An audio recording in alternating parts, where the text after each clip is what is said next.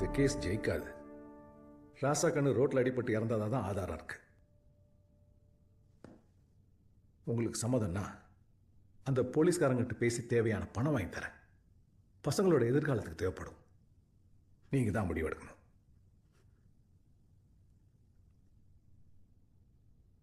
பொறுக்க போகிற பிள்ளைக்கு இதான் அப்பன்னு காட்டுறதுக்கு என் புருஷன் இல்லை. ஆனால் என்கிட்ட நிறைய பணம் இருக்கும். அதில் தான் பிள்ளைங்களுக்கு சோறு போடணும். இந்த சோத்துக்கு பணம் எதுமாதிரி வளர்ந்த அப்புறம் பிள்ளைங்க கேட்டதுன்னா இதுங்க அப்பனே அடிச்சே கொண்டு வந்து கொடுத்த காசு அதில் தான் நம்ம பிழைக்கிறோம்னு சொல்லட்டுமா சார்?